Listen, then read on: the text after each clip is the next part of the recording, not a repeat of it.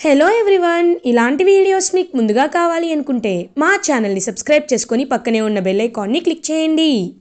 Anandabhairavi family దామినికి ఒక మంచి rich సంబంధాన్ని చూసి పెళ్లి చేయాలి అని అనుకుంటే అదంతా చూస్తూ కుళ్ళుకుంటుంది అనన్య.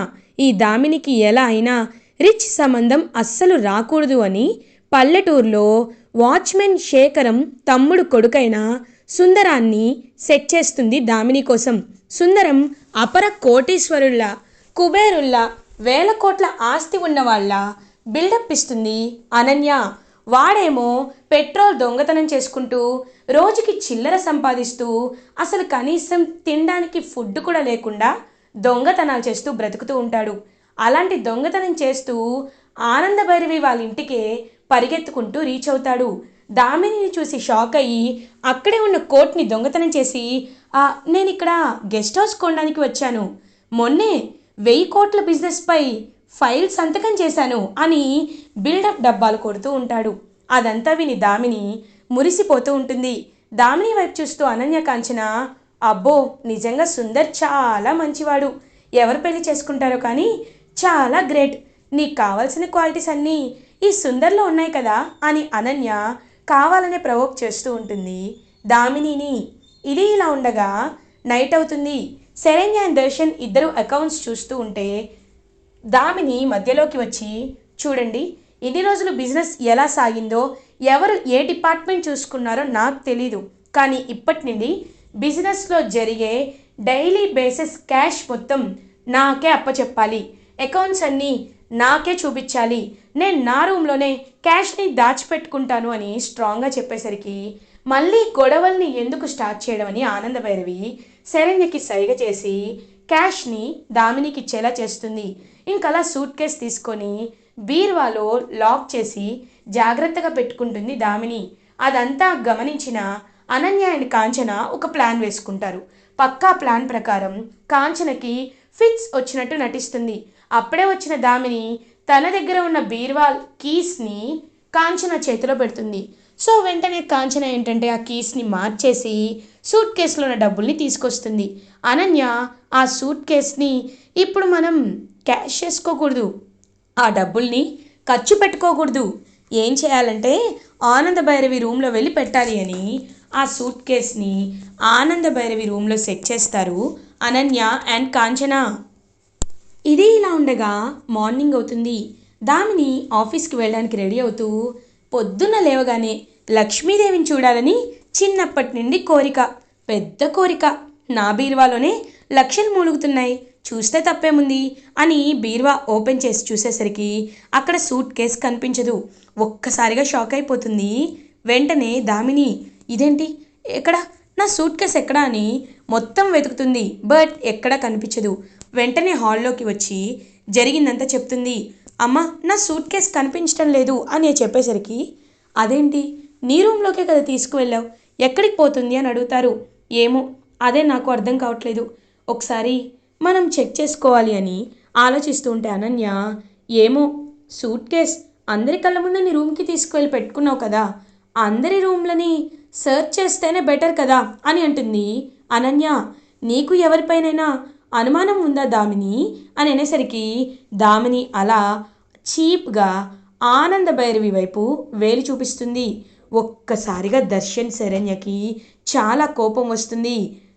దామిని అని గట్టిగా అరుస్తాడు దర్శన్. దర్శన్, వద్దు నాన్న, ఎందుకు అరుస్తున్నావు, ఎవరి అనుమానాలు వాళ్ళవి, ఇప్పుడు నా రూమ్లో సర్చ్ చేస్తే తెలుస్తుంది కదా ఎవరు దొంగతనం చేశారో చేయలేదో అని. నేను దొంగతనం చేయలేదు కాబట్టి నాకు ఎలాంటి భయం లేదు, తన్ని నా రూమ్కి వచ్చి చెక్ చేసుకోమను అని ఇంకా అలా రూమ్లో చెక్ చేస్తూ ఉంటారు. కరెక్ట్గా అప్పుడే దామిని రూమ్లోకి వచ్చి ఆనందభైరవి రూమ్లోనే ఆ క్యాష్ దొరకడం చూస్తుంది. ఒక్కసారిగా షాక్ అయిపోతుంది. వెంటనే అలా ఆనందభైరవి, నాకు తెలీదు, నిజంగా ఇవి ఎలా వచ్చాయో నాకు తెలీదు అని అంటారు. ఎందుకు ఎందుకు అబద్ధాలు ఆడుతున్నారు పిన్ని, అయినా మిమ్మల్ని చాలా మంచివారు, మనసున్న మహారాణి, అసలు ఏమీ తెలీదు, న్యాయానికి మారుపేరు అని అంటూ ఉంటారు, అలాంటిది మీరు ఇంత అన్యాయం చేస్తారా, నాకు డబ్బులు ఇవ్వమనంటే ఇవ్వమని చెప్పి ఇలా దొంగతనం చేస్తారా, ఇంత వయసు వచ్చింది, మీకు దొంగతనం చేయడానికి ఏమనిపించట్లేదా పిన్ని అని అంటుంది దామిని. ఏయ్ దామిని, నోరుంది కదా అని ఏది పడితే అది మాట్లాడకు అని అంటాడు దర్శన్. ఏం చేయమంటావు బ్రో? మరి ఏం చేయమంటావు? కళ్ళ ముందే దొంగని పట్టుకొని క్లియర్గా రూమ్లో డబ్బులు దొరికితే ఏమని చెప్పాలి? దేవత అని పొగడాలా? దండేసి సన్మానం చేయాలా అని అంటుంది దామిని. దామిని, ముందు కాస్త చూసుకొని మాట్లాడు అని అంటారు. ఏం చూసుకొని మాట్లాడాలి అని అంటుంది. చూడు, మన ఇంట్లో సీసీటీవీ ఫుటేజ్ ఉంది. ఒకవేళ ఆనంద భైరవి అత్తయ్య గారే నీ రూమ్లోకి వచ్చి డబ్బులు దొంగతనం చేస్తే క్లియర్గా సీసీటీవీలో కనబడుతుంది కదా.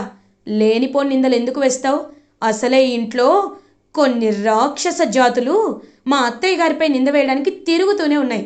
కాబట్టి రండి రండి చూద్దామని చెప్పి వాచ్మెన్ శేఖరం అని పిలుస్తారు. అమ్మా అని అంటారు. సీసీటీవీ ఫుటేజ్ చూపించగానే ఇంకా సీసీటీవీ ఫుటేజ్ని ఓపెన్ చేసి ప్లే చేస్తాడు. అందులో క్లియర్గా అనన్య కాంచన ఇద్దరే దామిని రూమ్కి వచ్చి ఆ సూట్ కేస్ని తీసుకువెళ్ళి తర్వాత ఆనందభైరవి రూమ్లో పెట్టినట్టు రికార్డ్ అవుతుంది. అనన్య గజగజ వణికిపోతూ ఉంటుంది. వెంటనే ఇంకా అలా లీలావతి అనన్య దగ్గరికి వస్తుంది. ఎందుకు చేసావు అనన్య? ఎందుకు చేసావు అనన్య అని గట్టిగా అడుగుతుంది. అంటే అత్తయ్య గారు అది అని అనేలోపు ఇంకా ఒక్కటి కొడతారు లీలావతి. నువ్వు ఇలా చేస్తావని అస్సలు అనుకోలేదు. అయినా ఇలా చేయడం తప్పని నీకు తెలీదా అని గట్టిగా అడుగుతారు. ఇంకా మాటలేంటి, మెడ పట్టుకొని బయటికి గెంటేయండి అని అంటారు. రోహిత్, హేయ్ రా అని గెంటైపోతుంటే ఆగు నాన్న రోహిత్, వద్దు, తను చేయడం ఇదేం కొత్త కాదు కదా. ఇప్పుడు చెప్తున్నాను, ఇదే ఆఖరి అవకాశంగా వదిలేద్దాం.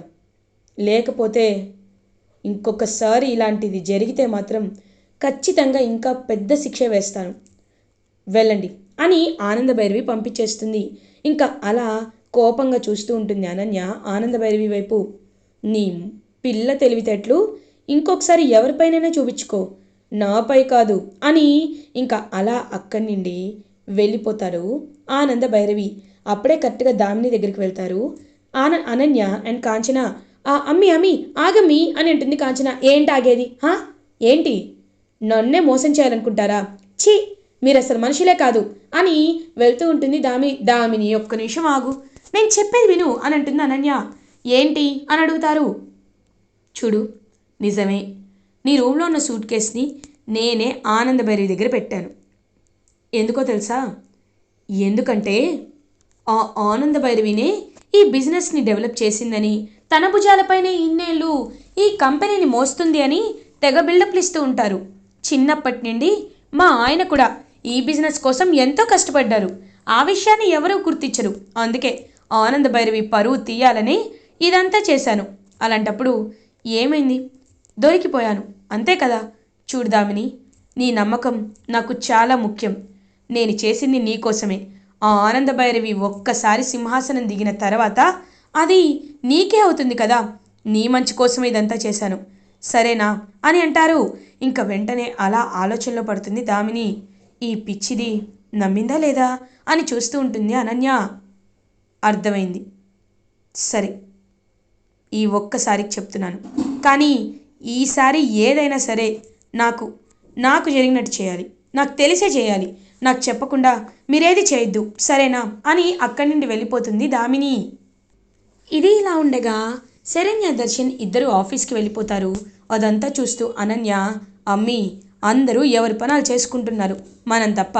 కాబట్టి మనకు కూడా ఏదో ఒక పని ఉండాలి కదూ. ముందు అదిగో ఉందే ఆ దామిని, తన పనే తేల్చేద్దాం అని అంటుంది. ఖచ్చితంగా అమ్మా, తేల్చేద్దాం, వాడికి ఫోన్ చేయి అని అంటుంది. ఇప్పుడే చేస్తానని చెప్పి ఇంకా వెంటనే అలా కాల్ చేస్తుంది వాడికైతే, సుందరంకి. హలో మేడం, ఏంటి కాల్ చేశారు అక్కయ్య అని అడుగుతారు.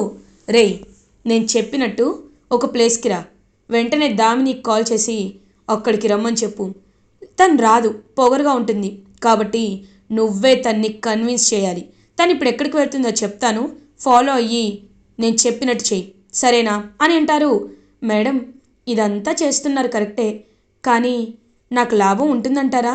నా గురించి ఏ ఒక్క విషయం ఆ దామినికి తెలిసినా ఇంకేం లేదు, నన్ను బాగా కొడుతుంది అని అంటాడు సుందరం. రేయ్ పిచ్చోడా, దానికంత తెలివితేటలు ఎక్కడ ఏడ్చారా? నిన్ను నమ్మిందంటేనే అది ఎంత తెలివి తక్కువదో నీకు అర్థం అవ్వాలి కదా. నేను చెప్పినట్టు చెయ్యి అని అంటుంది అనన్య. సరే అక్కయ్య అని కాల్ కట్ చేసి ఇంకా సూట్ ఒకటి రెంట్కి తెచ్చుకొని బిల్డప్ ఇస్తూ ఉంటాడు సుందరం. ఇది ఇలా ఉండగా దామిని అలా కారులో వెళ్తూ ఉంటే కార్ టైర్ సడన్గా పంచర్ అయిపోతుంది. వెంటనే దామిని కిందకి దిగి అయ్యో రోడ్పై ఎవరు లేరే, క్యాబ్ బుక్ చేద్దామంటే క్యాబ్ కూడా బుక్ అవ్వట్లేదు అని చూస్తూ ఉంటే ఇంకా ఫేక్ పెళ్లి కొడుకు సుందరం ఇద్దరు రౌడీలతో, రేయ్ అర్థమైంది కదా, తన దగ్గరికి వెళ్ళి ఏడిపిస్తున్నట్టు నటించండి, అప్పుడు నేను ఎంటర్ అయ్యి కొడతాను సరేనా అని అంటారు. ఓకే అన్నా అని చెప్పి ఇంకా అలా వెంటనే వాళ్ళైతే వెళ్తారు.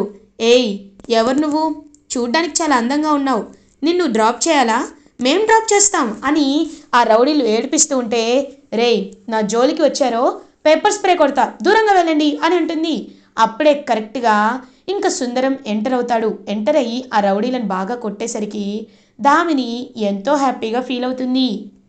మీరు కేవలం కోటీశ్వర్లే కాదు మంచి ఫైటర్ కూడా అనమాట అని అంటారు. ఫైటర్నే కాదు పెళ్లి చేసుకుంటే మంచి హస్బెండ్ కూడా అవుతాను, కానీ ఏం చేయమంటారు, నాకు పెళ్లి కూతుర్లు ఎవరు నచ్చట్లేదండి. ఫర్ ఎగ్జాంపుల్ మీరున్నారు, ఎంత అందంగా ఉంటారు, మీలాంటి వాళ్ళైతే ఓకే అని అంటాడు. ఇంక సిగ్గుపడుతూ ఉంటుంది దామిని. ఈ సిగ్గే నాకు కావాలి అని మనసులో అనుకుంటాడు. అలా సుందరం ఇదంతా దూరంగా అప్పుడే వస్తున్న ఆనంద భైరవి గమనిస్తుంది. గమనించి ఇదేంటి దామిని ఒక అబ్బాయితో మాట్లాడుతుంది, ఎవడు వీడు అని ఆలోచిస్తూ ఇంకప్పుడే ఫోన్ కాల్ వచ్చేసరికి అక్కడి నుండి పట్టించుకోకుండా వెళ్ళిపోతారు ఆనంద భైరవి. ఇది ఇలా ఉండగా నెక్స్ట్ డే మార్నింగ్ అవుతుంది. ఆనంద భైరవి ఫ్యామిలీ అందరూ ఇంకా హ్యాపీగా రెడీ అయి కిందికి వస్తారు.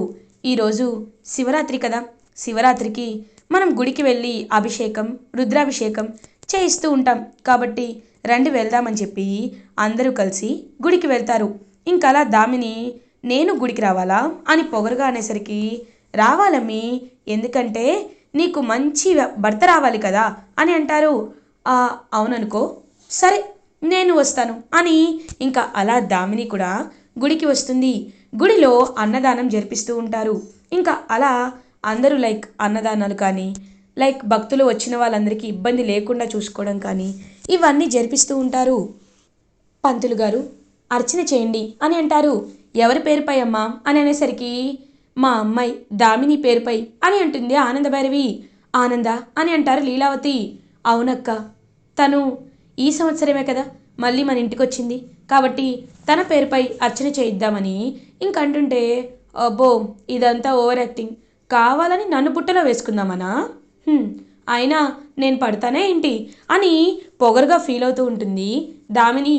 అదంతా చూస్తూ అనన్య మనసులో, పిచ్చిదానా, నువ్వు ఇలా అనుకున్నంతకాలం నేను హ్యాపీగా ఉంటాను, వాళ్ళు నీపై ఎంత ప్రేమ చూపించినా నువ్వు ఇలాగే తల పొగరు చూపిస్తూ ఉంటావు కాబట్టి నీ పొగరుకు తగ్గట్టు ఒక అడుక్కు తినే వాళ్ళంటి వాడిని నీకు పెళ్లి కొడుకుగా సెట్ చేస్తున్నాను.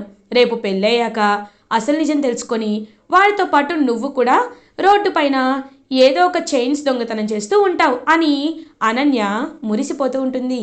ఇంకలా దర్శన్ శరణ్య ఇద్దరు కలిసి శివుడికి అభిషేకం చేస్తూ ఉంటారు.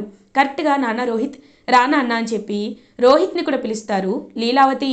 కానీ రోహిత్ పక్కన నించోవలసింది ప్రీతినా అనన్యనా అని కన్ఫ్యూజ్ అవుతూ ఉంటే, నేనే నించుంటాను ఎందుకంటే ఆయన ఫస్ట్ వైఫ్ని నేను కాబట్టి అని ప్రీతితోనే అభిషేకం జరిపిస్తారు. అదంతా చూసి చాలా జెలస్గా ఫీల్ అవుతుంది అనన్య, చాలా హ్యాపీగా ఫీల్ అవుతారు ఆనంద భైరవి. ఇలా ఎపిసోడ్ ఎండ్ అవుతుంది. ఫర్దర్ ఎపిసోడ్ రివ్యూస్ ముందుగా మీకు కావాలి అనుకుంటే మా ఛానల్ని సబ్స్క్రైబ్ చేసుకోండి. Thanks for watching.